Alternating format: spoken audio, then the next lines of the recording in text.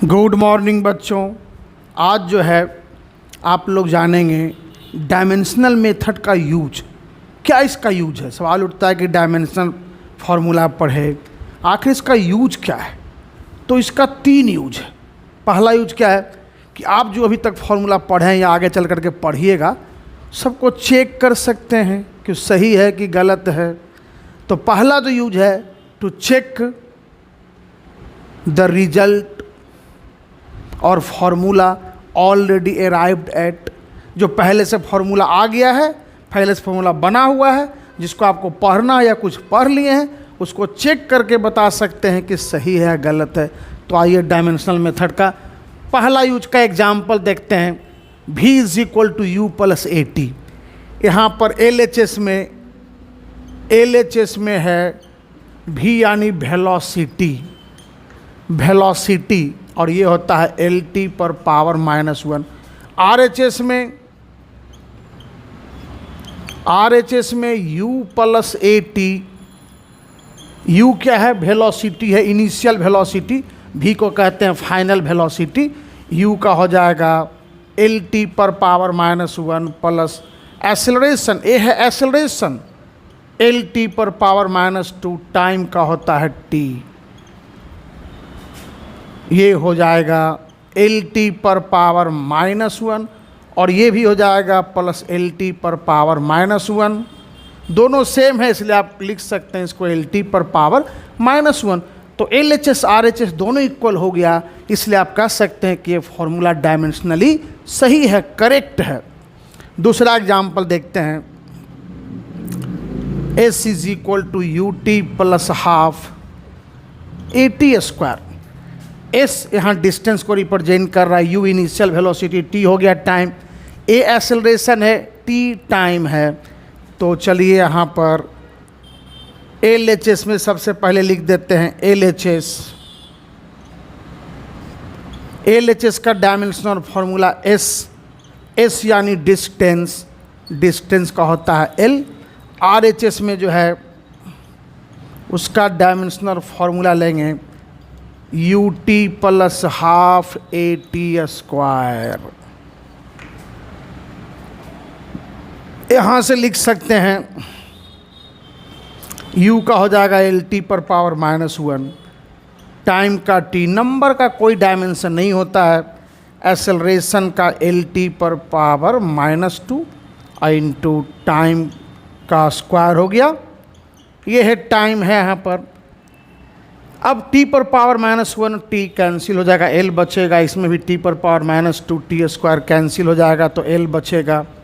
L plus L बच गया यानी L हो गया। तो यहाँ पर भी आप देख रहे हैं LHS और RHS इक्वल है, इसका मतलब ये भी फॉर्मूला डायमेंशनली करेक्ट है। यहाँ पर एक चीज़ नोट करके देखिएगा। एक चीज़ क्या देखना आपको कि अगर यहाँ पर नंबर नहीं भी रहता 1/2, तब भी LHS RHS इक्वल हो जाता, लेकिन क्या फॉर्मूला सही होता? नहीं होता। तो इसका मतलब है कि जो डायमेंशनली करेक्ट है वो फॉर्मूला करेक्ट भी हो सकता है, इनकरेक्ट भी हो सकता है, लेकिन अगर वही डायमेंशनली इनकरेक्ट हो जाएगा तो फॉर्मूला निश्चित रूप से इनकरेक्ट ही होगा। लोग दूसरा यूज जानेंगे कि डायमेंशनल मेथड अगर हमको पता है, डायमेंशनल फार्मूला पता है, तो उसके द्वारा हम लोग किसी भी फिजिकल क्वांटिटी का वैल्यू एक सिस्टम में दिया हुआ हो तो दूसरे सिस्टम में ला सकते हैं। यानी SI में दिया हो तो CGS में दिया हो तो SI में, या FPS में दिया हो तो SI में, CGS में दिया हो तो FPS में। तो कहने का मतलब है एक सिस्टम से दूसरे सिस्टम में चेंज कर सकते हैं। इसको एग्जाम्पल से समझते हैं। पहला एग्जाम्पल है to find how many dynes equal to 1 newton. एक डाइन कितने न्यूटन के बराबर होता है? आप जानते हैं न्यूटन और डाइन किसका यूनिट है? तो फोर्स का यूनिट है। किसका यूनिट है? फोर्स का यूनिट है। और फोर्स का डायमेंशनल फार्मूला होता है, फोर्स का डायमेंशनल फार्मूला हो जाएगा MLT पर पावर -2। अब देखिए इन SI में 1 न्यूटन, अगर 1 न्यूटन जानते हैं फोर्स का यूनिट होता है न्यूटन, SI में 1 न्यूटन अगर इसके आधार पर लेंगे डायमेंशनल फार्मूला के आधार पर तो हो जाएगा 1 किलोग्राम लेंथ के मीटर होता है टाइम के लिए, सेकेंड और मास के लिए किलोग्राम, तो 1 किलोग्राम मीटर पर सेकेंड स्क्वायर हो गया। उसी तरह से इन CGS में 1 डाइन ये हो जाएगा 1 ग्राम सेंटीमीटर पर सेकेंड स्क्वायर। इन दोनों को डिवाइड कर देते हैं 1 न्यूटन बाई 1 डाइन, ये हो जाएगा 1 किलोग्राम मीटर पर सेकेंड स्क्वायर, 1 ग्राम सेंटीमीटर पर सेकेंड स्क्वायर। सेकेंड पर पावर -2 कैंसिल, 1 किलोग्राम का मतलब 1000 ग्राम, 1 मीटर का मतलब 100 centimetre, 1 gram centimetre, centimetre cancel, gram cancel, ये हो जाएगा 10 टू दी पावर 5, यानी 1 न्यूटन, टाइम चल जाएगा उधर, तो हो जाएगा 1 newton equal to 10 to the power 5 dyne. ये हो गया, यानी एक से सिस्टम से दूसरे सिस्टम में वैल्यू चेंज हो गया। दूसरा एग्जाम्पल हम लोग देखेंगे, दूसरा example, to find how many ergs equal to 1 joule. 1 joule कितने अर्ग के बराबर होता है, तो देख लेते हैं। तो जानते हैं कि जूल और अर्ग वर्क एनर्जी टॉर्क ये सब का यूनिट है। तो वर्क एनर्जी टॉर्क सब का डायमेंशनल फार्मूला कितना होता है, यानी किसी एक को ले लीजिए, मान लीजिए वर्क ले लेते हैं, तो वर्क का डायमेंशनल फार्मूला होता है ml² पर पावर -2। अब सेम इसी तरीके से अगर लिखेंगे तो CGS में और SI में अलग अलग लिख लेते हैं पहले। तो यहाँ से लिखेंगे इन SI 1 जूल इक्वल टू हो जाएगा 1 किलोग्राम मीटर स्क्वायर पर सेकेंड स्क्वायर। उसी तरह से अगर लिखेंगे इन CGS तो ये हो जाएगा 1 erg equal to 1 gram centimetre square पर सेकेंड स्क्वायर।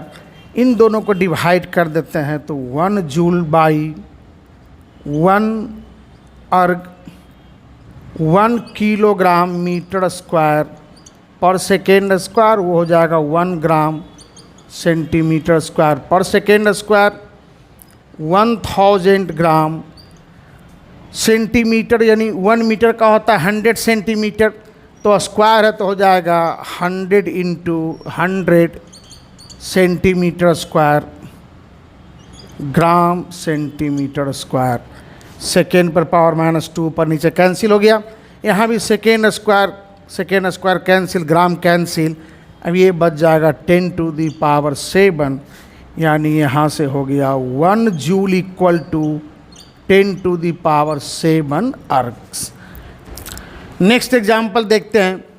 द वैल्यू हम लोग को किसका दिया हुआ, वैल्यू ऑफ G, यानी इसको कहते हैं यूनिवर्सल ग्रेविटेशनल कांस्टेंट, और इसका वैल्यू है 6.67 इंटू 10 पर पावर -11 न्यूटन मीटर स्क्वायर पर किलोग्राम स्क्वायर। इसको हम लोग को CGS में लाना है। देखिए तो जो दिया हुआ है, कितना दिया हुआ है, G का वैल्यू दिया हुआ है 6.67 इंटू 10 पर पावर -11 न्यूटन मीटर स्क्वायर पर किलोग्राम स्क्वायर। 6.67 इंटू 10 पर पावर -11, न्यूटन का मतलब होता है 10 टू दी पावर 5 डाइन। की मीटर स्क्वायर है तो ये हो जाएगा 100, यानी 100 सेंटीमीटर का स्क्वायर, और ये हो जाएगा 1000 ग्राम पर पावर -2। 6.67 इन दोनों पावर को पहले जो है 10 पर पावर को एक साथ कर देंगे तो ये हो जाएगा 10 पर पावर -6 बचेगा, डाइन रहने दीजिए। 100 का मतलब होता है 10 पर पावर 2, स्क्वायर है तो हो जाएगा 10 पर पावर 4 सेंटीमीटर स्क्वायर। 1000 मतलब 10 टू दी पावर 3, उस पर पावर -2 लिखा हुआ है तो 10 पर पावर -6 ग्राम पर पावर -2। यानी जी का वैल्यू हो गया CGS में 6.67 इंटू 10 पर पावर, जितना भी सबको एक साथ अगर करेंगे तो हो जाएगा 10 to the power -8 9 centimetre square पर ग्राम स्क्वायर। तो तीसरा यूज है कि डायमेंशनल मेथड के आधार पर हम लोग कई फिजिकल क्वांटिटी को मिला करके एक रिलेशन स्थापित कर सकते हैं, एक फॉर्मूला बना सकते हैं। यानी तीसरा यूज क्या है? To derive the exact relationship, यानी formula among the various physical quantities. और इसको एग्जाम्पल के द्वारा हम लोग देखेंगे। क्या निकालेंगे? Time period of a simple pendulum. Simple pendulum क्या है? तो सिंपल पेंडुलम में क्या होता है, ये मान लीजिए कोई फिक्स्ड सपोर्ट है यहाँ पर, इससे एक स्ट्रिंग धागा लटका दिए और इसमें एक छोटा सा भारी बॉडी लटका देते हैं जिसको बॉब कहते हैं। क्या कहते हैं? बॉब। ये हो गया बॉब, ये है स्ट्रिंग। बॉब का मास मान लेते हैं m है और स्ट्रिंग का लेंथ यहाँ से मान लीजिए ये l है। लेंथ हो गया l, मास है बॉब का m। अब इस पर कौन सा फोर्स लगेगा? अर्थ के द्वारा लगेगा ग्रेविटेशनल फोर्स, गुरुत्वाकर्षण बल, यानी ग्रेविटी, यानी इसके वेट के बराबर, और वो होता है mg, यानी फोर्स पढ़े हैं मास इंटू एक्सेलरेशन। तो ये हो जाएगा mg हो गया। यानी ये सिंपल पेंडुलम है। सिंपल पेंडुलम बस एक सिंपल क्या होता है, एक स्ट्रिंग धागा के द्वारा एक छोटा सा बॉब लटका होता है और ये जब किसी इसको क्या करेंगे, फोर्स लगा के अगर खींच के छोड़ देंगे तो इस तरह से ये ऑसिलेट करने लगेगा। अब एक ऑसिलेशन मान लीजिए ठीक अभी सेंटर पर है ये, ठीक अगर यहाँ से इधर जाएगा, फिर वापस यहाँ पर आएगा, फिर इधर जाएगा, फिर वापस लौटेगा, यानी लेफ्ट की तरफ गया, फिर मिड सेंटर पर आया, फिर राइट की तरफ गया, वापस सेंटर पर आया। एक ऑसिलेशन पूरा हुआ, उसमें जो समय लगता है उसको कहते हैं टाइम पीरियड, यानी time taken to complete one oscillation. और उसी टाइम पीरियड को हम लोग को यहाँ फाइंड करना है। तो क्लियरली यहाँ पर देखिए फिगर में कि टाइम पीरियड जो है तीन चीज़ पर डिपेंड कर सकता है। एक हो गया लेंथ, इस स्ट्रिंग का लेंथ, दूसरा इस बॉब का मास, और तीसरा है एक्सेलरेशन ड्यू टू ग्रेविटी। देखते हैं फाइंड करें किस पर डिपेंड करता है टाइम पीरियड और एग्जैक्ट फॉर्मूला क्या होता है। तो यहाँ से हम लोग कह सकते हैं कि टाइम पीरियड जो है टी से हम लोग डिनोट करेंगे। Time period T, time period T में depend on length L of a string, mass m of the bob, and acceleration due to gravity g। That is क्या लिख सकते हैं, टाइम पीरियड डिपेंड करेगा किस पर, तो L कोई पावर नहीं दिया हुआ है, कोई इसके ऊपर डायमेंशन नहीं दिया हुआ है, कुछ तो मानना पड़ेगा। चलिए मान लेते हैं L पर पावर A, M पर पावर B, G पर पावर C। ये सब अननोन है, डायमेंशन है, पावर है।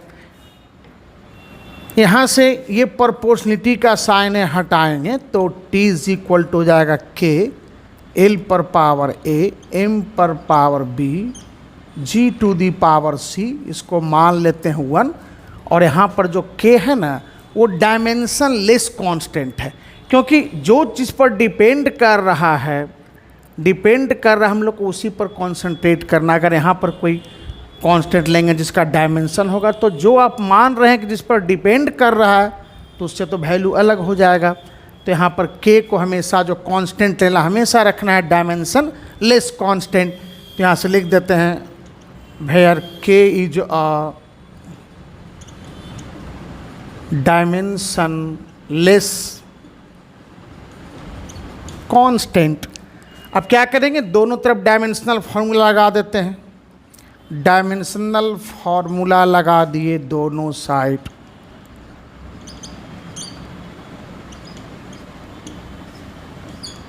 टाइम पीरियड है तो टाइम के लिए टी ही रहेगा। के डायमेंशन लेस है, कुछ डायमेंशन नहीं होगा।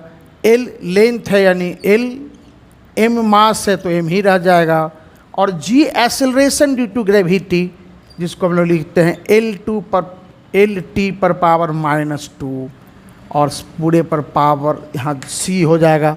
एल टी पर पावर -2, उस पर पावर हो गया C. T is equal to L पर पावर ए, एम पर पावर बी, एल पर पावर सी, टी पर पावर -2c। एक चीज़ देखिए ध्यान से, टी पर कुछ नहीं पावर, तो पावर तो 1 होगा। अब इधर m और l है, इधर भी m और l लगा देते हैं। तो कैसे लगाएंगे, m पर पावर 0, l पर पावर 0, t पर पावर 1। कोई भी नंबर पर, कोई भी डिजिट पर अगर पावर 0 तो वैल्यू होता है 1। आप 1 से किसी को मल्टीप्लाई कर दें, कोई परिवर्तन नहीं होगा। तो यहाँ समझिए 1 से मल्टीप्लाई किया गया है, इधर हो जाएगा m पर पावर b, l पर पावर हो जाएगा a प्लस सी, t पर पावर -2c। दोनों साइड हो गया mlt, बीच में इक्वल का साइन है। इक्वल है इसका मतलब है कि सबका जो है कॉरेस्पॉन्डिंग पावर, यानी m का पावर, l का पावर, t का पावर निश्चित रूप से आपस में इक्वल होगा, तभी तो इक्वल है स्टेटमेंट। तो यहाँ से लिख देंगे therefore b is equal to 0, a plus c is equal to 0, और ये हो जाएगा -2c इक्वल टू 1। यहाँ से c का वैल्यू निकल गया -1/2। अब इस 1/2 का वैल्यू यहाँ पर रख देते हैं, तो ये हो जाएगा a प्लस -1/2 इक्वल टू 0, और यहाँ से a इज इक्वल टू हो जाएगा 1/2। अब यही a b c का वैल्यू कहाँ पुट करेंगे, तो इक्वेशन 1 में पुट कर देते हैं। इक्वेशन 1 में पुट करेंगे तो हो जाएगा t इज इक्वल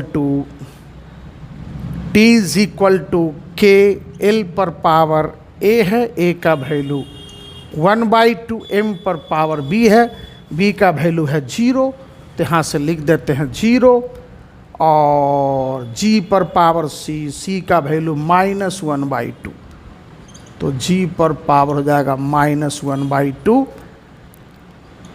t लीजिएगा तो k, ये हो जाएगा l पर पावर 1/2, g पर पावर 1/2, उसको नीचे ले आया तो पावर प्लस हो गया।